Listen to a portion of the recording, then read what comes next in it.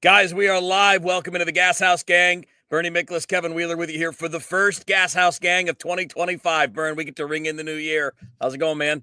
Everything's great, man. You're looking good in that Gashouse Woo! Gang t-shirt. How about Look at that? We got merch. I got mine around here somewhere. I just haven't put it on yet. So I mean, we don't have them yet for sale, but that's the plan, right? The plan's going to be they're going to be available to the general public here in the not too distant future. I guess sometime here early in 2025. So I feel like, I'm like one of Barker's beauties. I'm modeling the t-shirt so that people get excited. There is a version of this that's also like in the Cardinals, like baby blue, powder blue. That's kind of nice looking too. So, might have to do a few different versions of it, maybe white also. But yeah, it's a good way to ring in the new year. I figured is to promote the merch that we're going to be bringing to the table. Yeah, we're just trying to have fun, and that includes going to have fun. You got to have some merch too, right? Yeah, I mean, seriously, why the hell not? There you go. Exactly. Garland wants to jump in on it. Hey, Garland. Yeah. Hey, look, a hat wouldn't be bad. That's a good idea too. No, it's a great logo too. So just right across there, nice, very nice. Well, add it to my collection. By the way, this is 1948 Columbus Cardinals cap. That was a AA affiliate of the St. Louis Cardinals. One of the guys on the team was, I messed this up already, but there were a lot of, when the Cardinals had that team in Columbus, Ohio, in the AA level, all kinds of future Hall of Famers passed through. So anyway, just wanted to throw that out. People wonder that doesn't look like a regular Cardinals cap. No, it's not. It's a replica. Yeah, it's a vintage. It's a classic. Anyway, enough of that since we were talking about merch. So we're going to do a lot of baseball today, but we're going to get to that in a few minutes. We're going to talk about it's kind of I guess you could say a reset on the Arenado market, where it sits, where we are now. Are there teams that we haven't brought up that could still be interested? Things like that. We're going to get into that. Also want to talk a bit about, how it plays later in the year if some of the Cardinals' top prospects are pushing for big league spots. Does it take injuries? Are they going to make room? We'll get into all that in a little bit, but we got to start with college football, Bern. Sure. And obviously, look, on the serious note, we've got a game today because yesterday was postponed in the Sugar Bowl because of the terrorist attack down in New Orleans. So obviously horrific scene. I'm actually kind of surprised that they're able to pull this off just one day later. But, obviously the authorities have been all over this. So we've got that serious news side to it. And that's something we'll cover, on DGS coming up here in a little bit. For now, we're going to focus on the games and talk about what we're here to do on the Gashouse Gang, which is the sports part. So here's what we have so far in the 3 games that we've seen in the college football playoffs this weekend. We had one game that went exactly as expected. The first one exactly as we kind of expected it to. Second game was a lot closer than we thought it would be. Arizona State put in everything to make it close against Texas, and Texas had to win in overtime. And then we had the blowout that nobody expected. We had Ohio State just ruin Oregon. So we've got one more today, Notre Dame and Georgia coming up at 4:00, and we'll look forward to seeing, how that one plays out. But so far, I think it's been interesting. Oh, I do too. I mean, starting with Penn State beating Boise State. Now, it was a 17-point margin. So, yeah, it kind of looks bad in that context. But, Boise State ran more plays. They had more yards. I think they had more first downs. They did a lot of things well, and they were right there. They were right there, down 17-14. The problem is once they crossed midfield and got into Penn State territory, they imploded. Yeah. I mean, they had 4 turnovers on the game. They had 13 penalties. They were awful in the red zone. In fact, I think that's where 2 of their turnovers occurred. If they had played a cleaner game and they had gotten anything done in the red zone, they may have been able to pull off an upset. But my point is, I'm so used to Kirk Herbstreit or somebody who has a big microphone declaring that something. Well, I don't know why. This just shows that team never should have been in. Well, first of all, there's no one of sound mind that would say Boise State should have never been in. My point is that I really thought they acquitted themselves well, all things considered. And it looks even better now that, you saw Oregon just get trucked and rolled over, and they went forward, and then they backed up on them. They just kept rolling over Oregon all day long. So I thought Boise State gave Penn State a pretty good game and have nothing to be ashamed of. But you take it from there, man. Yeah, I think, the overarching thing outside of just talking about the games, and regardless of which way it goes today with Notre Dame or Georgia, it's not going to be any kind of controversy, right? They're both teams Right. that belong, and nobody argued that they didn't. But what I think we've seen so far outside of the first round, look, in the first round we had some blowouts. It happens. It happens in the NFL playoffs. Playoffs are not about just picking the best 8 teams or 12 teams or whatever. There's a reason why division winners in professional sports get in. There's a reason why you have wild cards get in. There are times that teams with better records don't get in if they're in, say, the American League instead of the National League, right? Because league structure has to mean something, and it's about opportunity to compete. Boise State, as you pointed out, acquitted themselves pretty well. Arizona State damn near won that game, and arguably should have in regulation if the correct targeting call had been made against Texas. That would have. I don't know what target. I'm sorry, man. I don't know what targeting is anymore. I don't think the officials know. I'm like tired of it. And please understand what I'm saying. I do believe it's important to protect players, but my point is they don't protect players the way they should. And it's like the eye of the beholder thing. And so it's not fairly ruled on. I should say it's not consistent in terms of how it's determined whether it's targeting or not. Yeah. That said, look, that was a tough break for Arizona State. That said, they still had multiple chances to win the game. I mean, I see a lot of sobbing about that. I've never believed that you pin responsibility for a win or a loss on one play. That game was a marathon. Both teams had plenty of chances to win the game. You know what I thought was this? And Arizona State was great. And Scattleboo, once again, he's just a beast. And the thing about that is that game, by the way, the rushing yards, receiving yards, and the big passing touchdown.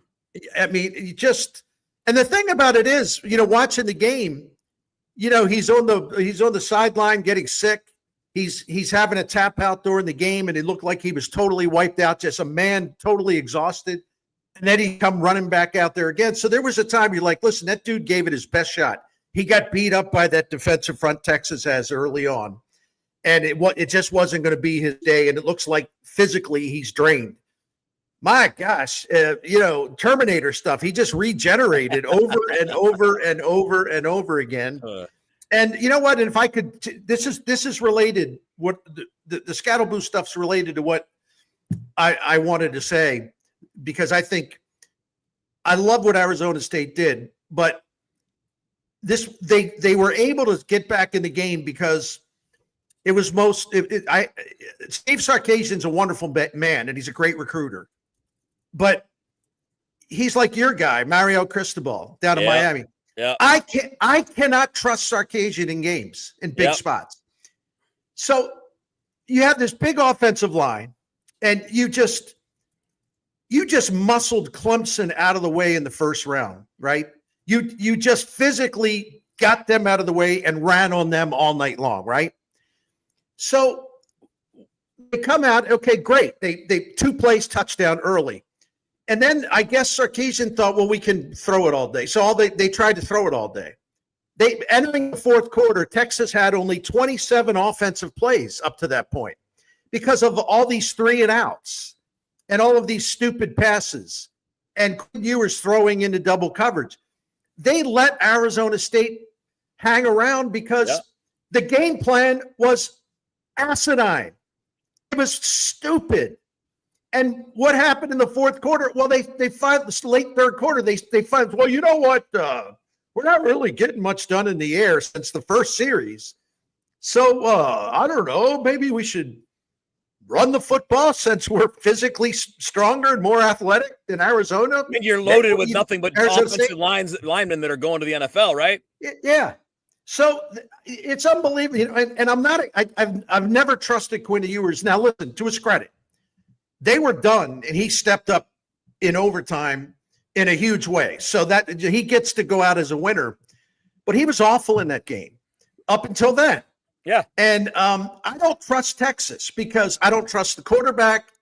I don't trust the coach who always wants to get too cute when he can just have his team run over the other guy. Like, he overthinks it. And that was one of my big takeaways of the game. It just showed us why I think Texas is going to be in a whole world of trouble against Ohio State in the semifinals. Well, Ohio State's playing great football, man. And speaking of teams loaded with NFL talent, they're going to be at this point. They're going to be the team to beat. I mean, they are playing the best ball. And look, we know in the baseball playoffs and in the NFL playoffs, the team that's peaking at the right time is the one that you're going to have trouble with. And it looks like Ohio State's probably doing that right now. Bernie Miklasz, Kevin Wheeler with you here. It's the Gashouse Gang. First show of 2025, which means we've got to reset Nolan Arenado. Wait a minute, but real quick, you got to pick a winner today. Then Notre Dame or Georgia, who you got? Yeah, I mean, I went Notre Dame just because Georgia's got a backup quarterback playing, and I just don't know enough about him to put that on him to get to say Georgia's going to win with this guy that has almost no snaps. One quick thing I'll add. I also believe Notre Dame will win. I could regret that because I have so much respect for Kirby Smart. But I was thinking about this game. You know who Riley Leonard is? Yeah. Riley Leonard is Haynes King. Yeah. Same style of quarterback, same strengths, right? Yeah. Yeah. Haynes King, 26-36, 72% completion rate against Georgia. He passed for 2 touchdowns. He rushed for well over 100 yards, had 3 touchdowns. So he counted for 5 touchdowns. Yeah. They couldn't stop him. He kept getting the edge as a runner, and they couldn't hem him in. Riley Leonard plays the very same style. It's so reminiscent of the Georgia Tech quarterback who took Georgia Tech into 8 overtimes before they finally succumbed to Georgia. I mean, Leonard's the more talented version of that. You're right. So that's one of the reasons why I picked Notre Dame to win. Now, I don't know how much past history means because we overdo that sometimes. Notre Dame still, as a program, has a lot to prove. They have not won a major bowl game since 1994. Right. This is a great opportunity for them. And if they can't beat the other team's backup quarterback, that's going to be a tough winter, tough off season for the Fighting Irish. Absolutely. All right, so on to the Arenado stuff. You have a video up at YouTube, the Bernie Show on YouTube. You're talking about this today. We're just kind of resetting, right? I mean, we're into the new year.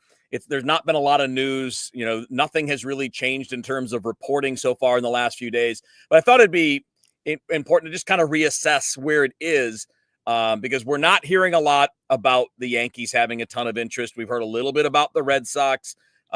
We did hear about Houston, but that was kind of by the wayside. We know he'd love to be a Dodger, but that we've talked about how many times that the Dodgers situation is a lot more difficult than just saying, here, Nolan, come on in. I mean, they have to change their entire philosophy about how they're building their roster at this point.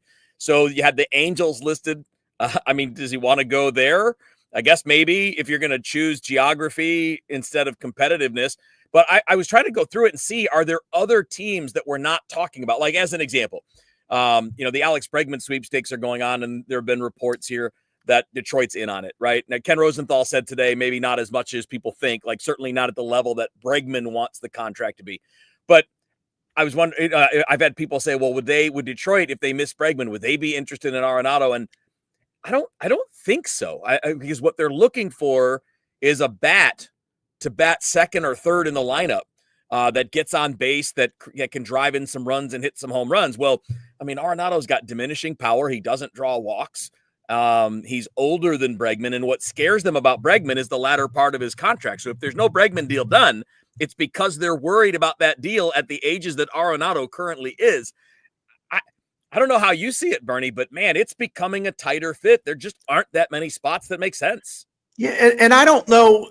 By the way, Detroit might be, if not the worst ballpark for Arenado to hit in power-wise. It's one of them. You know how StatCast has the expected home runs by park? Yep. If Arenado had been a Tiger last year,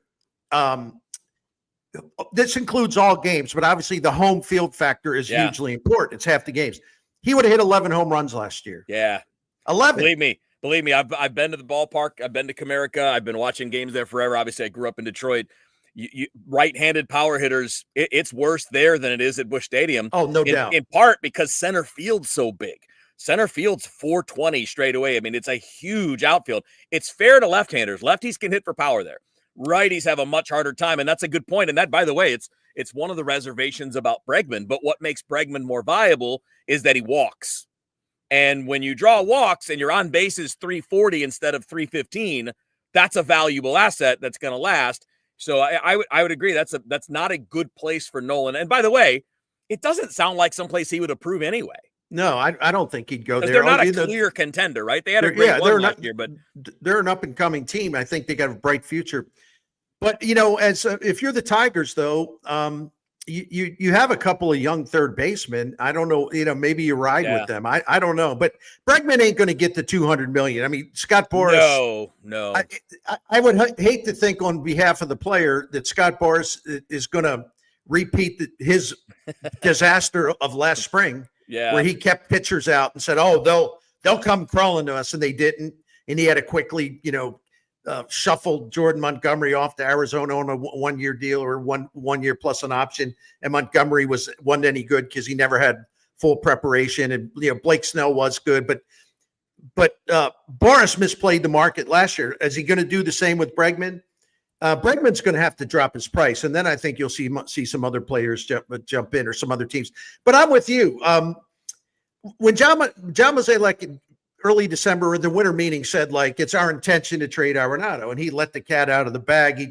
I appreciated that he was so candid about it. Yeah. And I thought at that time, well, probably about a 90% chance he gets traded. Where are we now? Because you just point out it's not a robust trade market for him.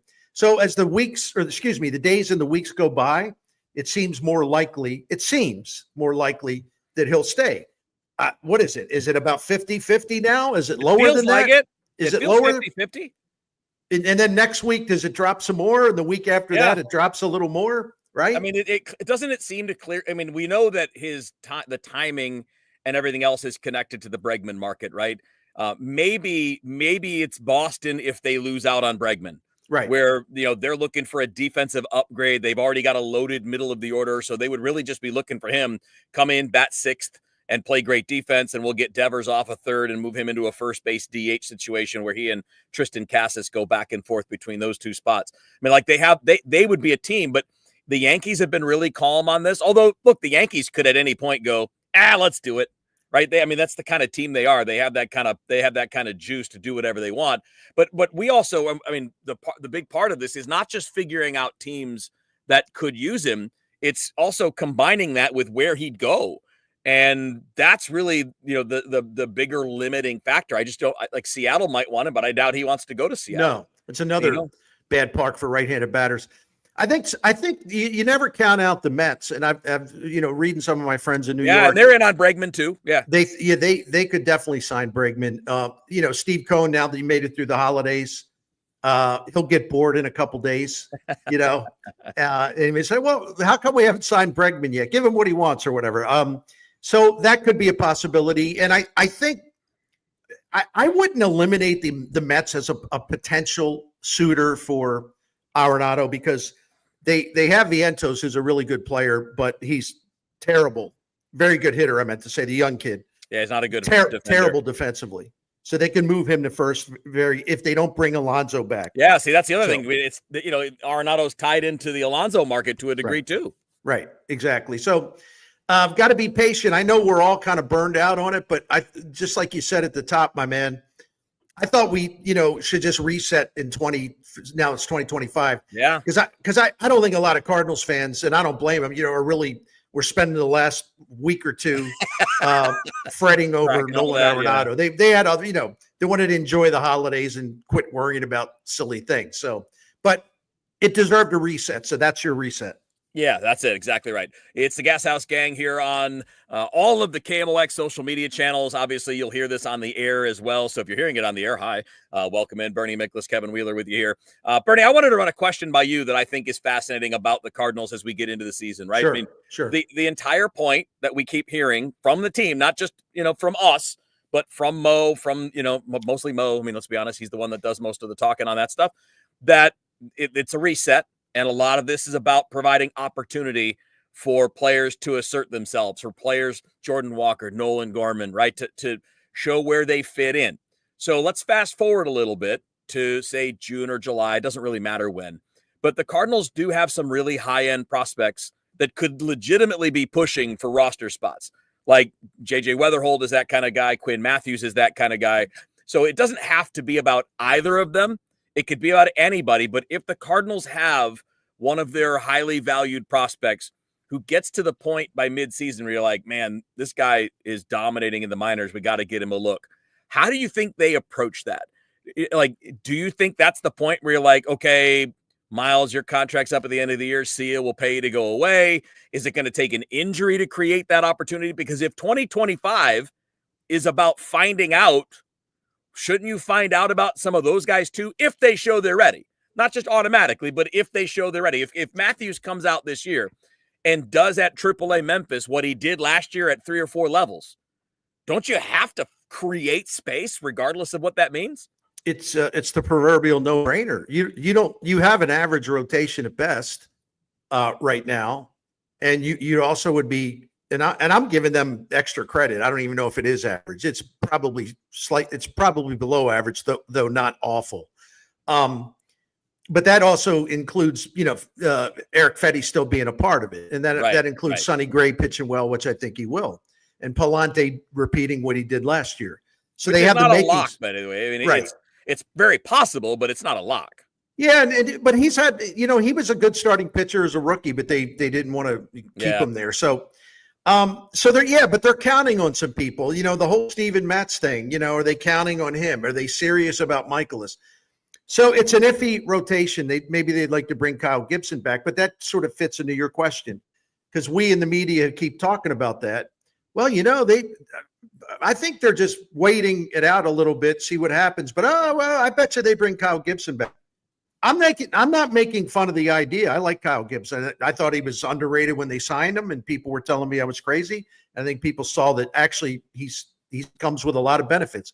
But if you're going to keep Miklasz, if you can't trade Matz, if you want to bring Kyle Gibson back, and a few other things, then where is the room? Like if Quinn Matthews, they're already ginning up this narrative, the Cardinals, that, he'll be given a chance in spring training, an opportunity to compete, as if like they're going to put him in the opening day rotation to big leagues. I'm very skeptical about that. And I think he could use some time at Memphis anyway. But when he's ready, I don't care who it is. Step aside. Yeah. He is their future. It is so important to get him established in the big leagues. This would be a year if he's got to make a transition to the big leagues, and we take the assumption that, hey, he'll have to learn some things. Maybe he gets beat up a little bit until he adjusts. Well, this is the year to do that. You don't wait till 2026.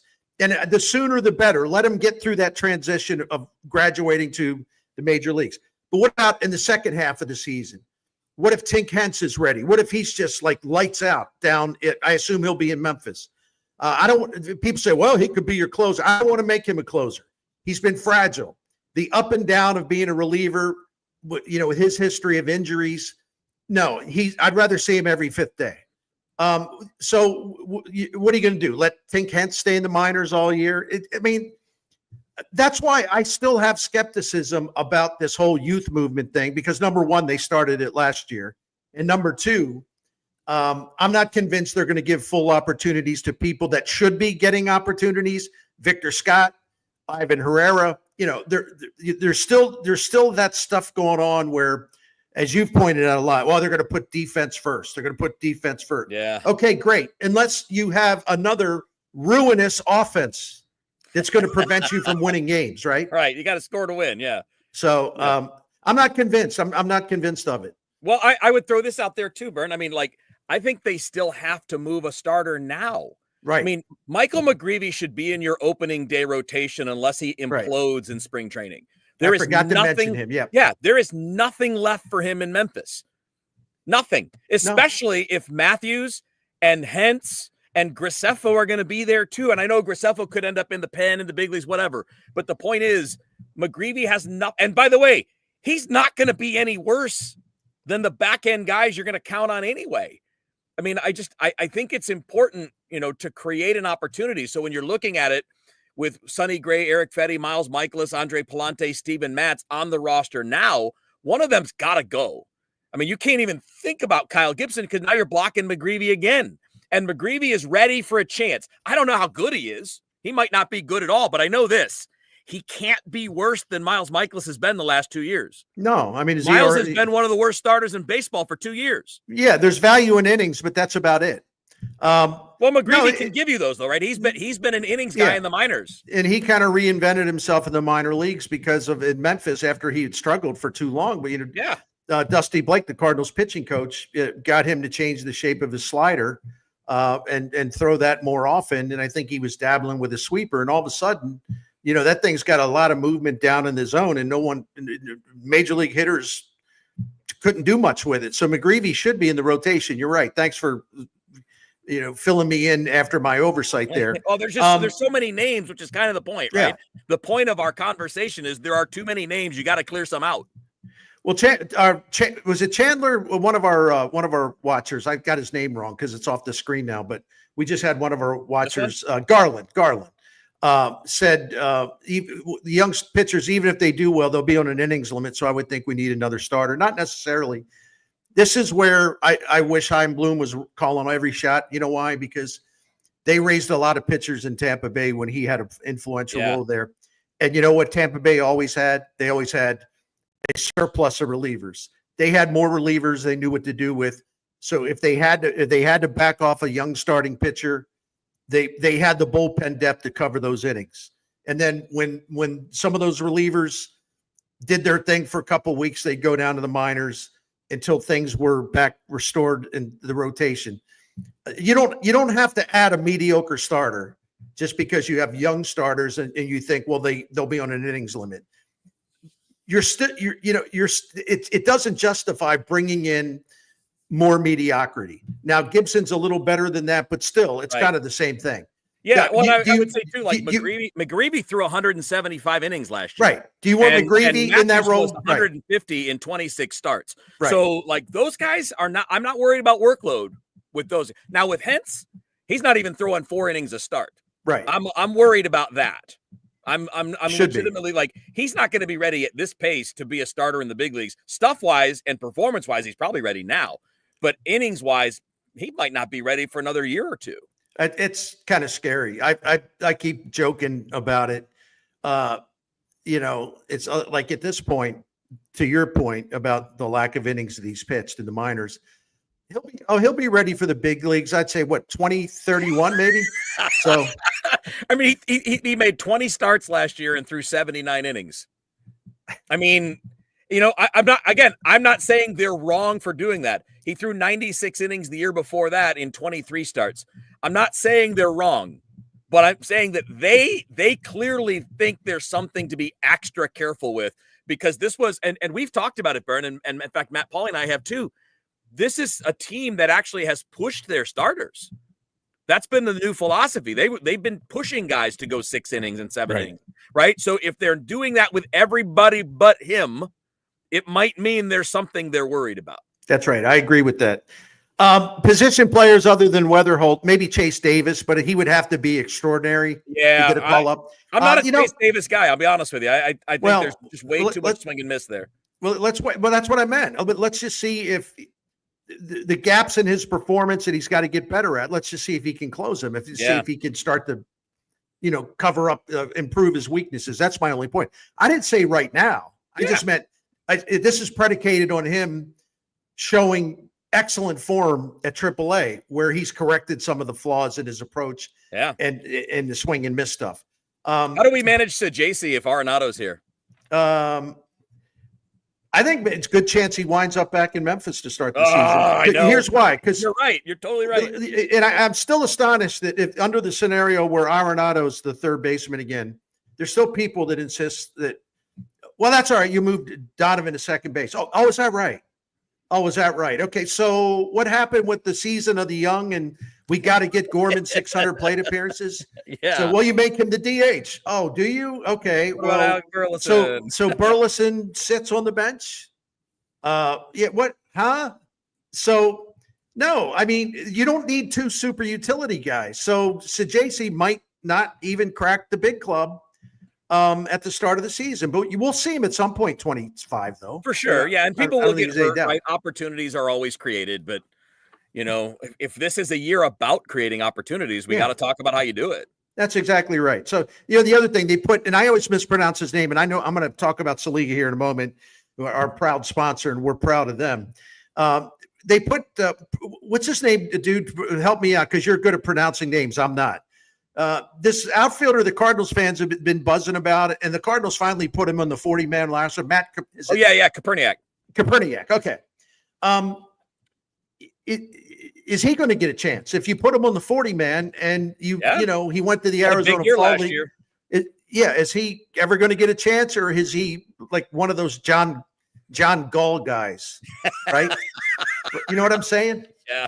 You know what I mean? So anyway, hey, well, we want to thank Saliga Heating and Cooling for sponsoring the Gashouse Gang. It's a great partnership. The Miklasz family's been calling Saliga Heating and Cooling for 16 years. So I think I'm qualified and I have credibility to serve as someone to recommend them. Saliga Heating and Cooling, in fact, has been doing this for, counting down on 100 years. They opened in 1927. So the Saliga family, 4 generations of them, have served generations of St. Louis family. And I always repeat this because I think it really matters. You have a family-owned business continuously since 1927. And the question is, who are you going to call? And I said, well, wait a minute. You have one family owning this business since 1927, and they grow stronger and take care of more St. Louisans every year. You have got to be excellent at what you do to have that kind of staying power and credibility. So they can do it all for you. Plus, they have that American standard heating and air conditioning equipment. They have the Priority Club. I'm going to let you read about that by going to SaligaHeatingandCooling.com. But it is worth every penny. And we're members of the Priority Club. You'll have the peace of mind knowing your stuff's working good because they'll come out and check it a couple times a year. Yeah, it'll extend the lifespan of your equipment, things like that.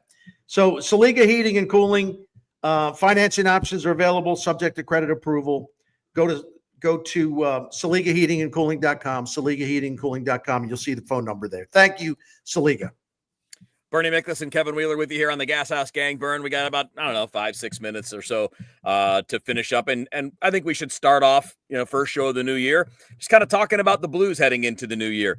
They finished 2024 really well. You had a nice Winter Classic blowout win over the Blackhawks, who are absolutely awful. And we can all just be thankful the Blues are not in that position. Oh, yeah. They're not in position where, you're going to be, well, I don't know. I talk myself around these things, but the Blackhawks are in a position where they might pick first, second, or third overall. So in 5 years, if the next big pick is a star, people might say, well, I wish I was them. I don't wish that now, though, because they're awful.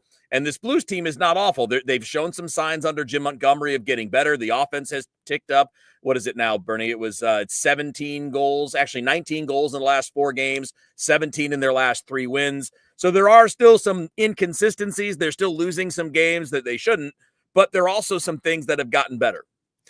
I think they've gotten dramatically better. When he took over, they were 26 in the NHL in points percentage. Since Montgomery took over, they're 10th in points percentage, and there's only 4 teams in the Western Conference that have been better, only 4. You mentioned goal scoring, at least goal shares, because the problem is the Blues have been struggling to score goals. We know that. But the difference between Montgomery and Bannister, the versions of those teams, and this part continues to get overlooked, and I have no idea why. The Blues were hemorrhaging in terms of preventing goals in the first 22 games of the season. They were way too easy to score against. They were disorganized. They didn't protect the high danger areas. And it was just they were at a massive deficit in terms of basically the battle to score goals. Not because they struggled on their own, but also the other teams had their way, basically. All right, here's the stat. I gave you the one stat that tells us what we need to know bottom line. They've been the 10th best team in the NHL since he took over. All right, at 5-on-5, the Blues 5-on-5 game has improved dramatically. When Bannister was the coach, at 5-on-5, the Blues were scoring 42% of the goals at 5-on-5. Under Montgomery, they're scoring just under 60% of the goals of 5-on-5. A lot of that has to do with goal prevention, but that's the point. The sport's got 2 parts. You score, you got to keep the other guy from scoring. Are you kidding me? 42% of the goals at 5-on-5 before they brought him in, and now it's nearly 60 since they brought him in. In terms of even strength, they've scored 60% of the goals. In terms of all strengths, they've scored 55% of the goals. I mean, I could go on and on and on.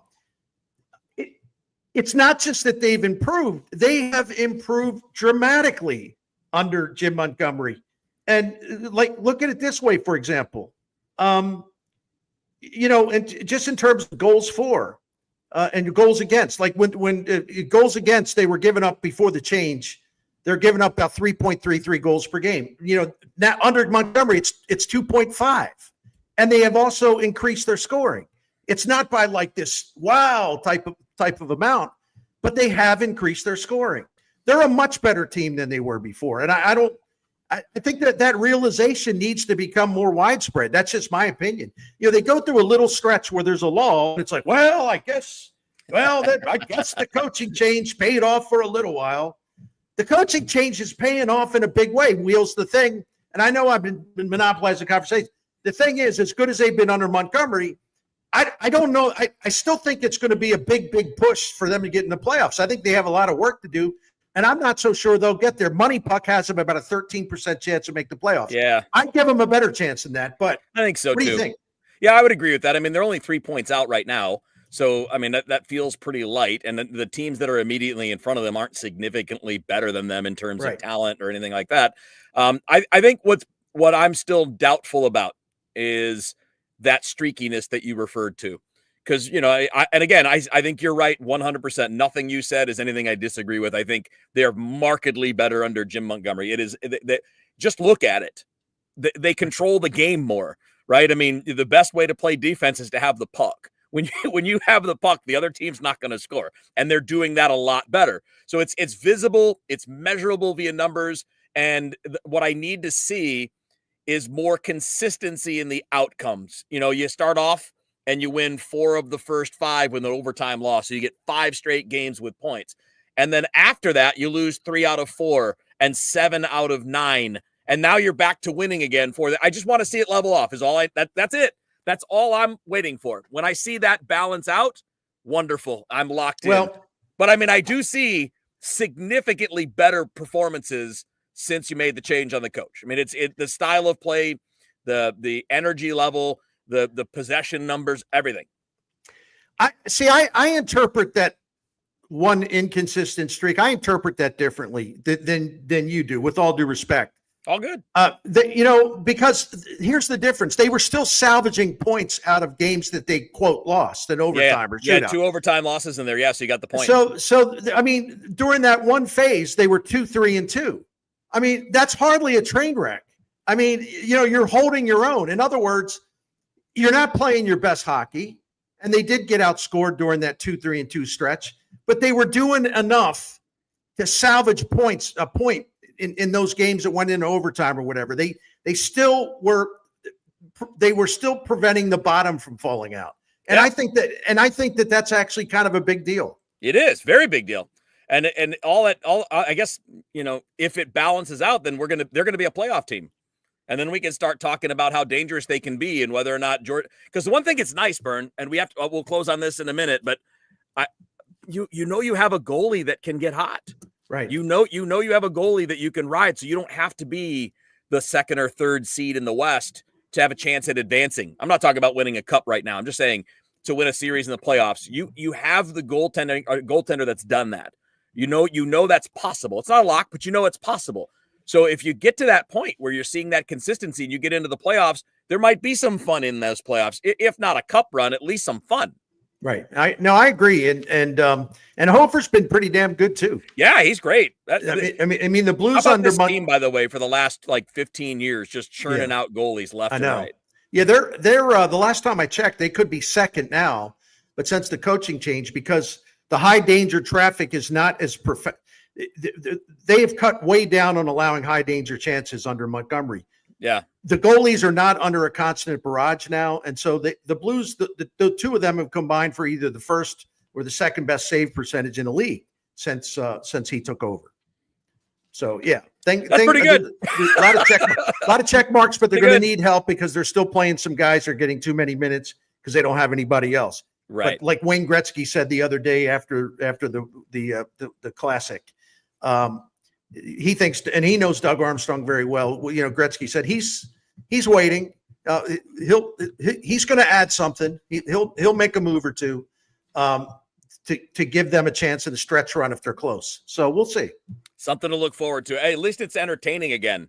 It is. You know, for a while there, it was kind of like, and at least now you can look forward to a hockey game and feel like you're going to be entertained, even if there isn't a win. But then, as you point out, there are points more often than there are not by quite a bit. So that leads to fun, competitive games for us to watch on our TV or to go sit in the stands at Enterprise Center and watch there too. Kev, right, I know we got to close it down. So I just one more time, go to SaligaHeatingandCooling.com, that American Standard heating and air conditioning dealer in St. Louis. That's right. See, there's the van. Hello, truck. There's the van. They will take great care of you. They've been taking care of St. Louis families since 1927. 100% integrity rating from the Miklasz family, and I'm sure all those other families too. They've taken great care of us. They take great care of everyone. They've actually saved us money when they could have easily talked us into buying something, right? They just won't do it. Their family name and reputation is too valuable to them. They want your business over and over again, so they're going to treat you with honesty. But check out the Priority Club. Check out all their services. The maintenance program is great. They have financing options available subject to credit approval. But just once again, Saliga Heating and Cooling and American Standard. Go to their site for more info at SaligaHeatingandCooling.com, SaligaHeatingandCooling.com. Thank you, Wheels. Great to have them on board. We appreciate it. Go subscribe on the YouTube channel. If you're there now, just hit that. Just subscribe. The more we do that, the more like this kind of stuff's going to come available, right? It's all about numbers, and we're doing great on the podcasts from what I understand, getting a lot of downloads. We got a lot of people tuning in on a day-to-day basis every single day at noon. So keep pushing all that. Then the more you subscribe and the more you let people know that you're happy about it, the more we can do things like merch.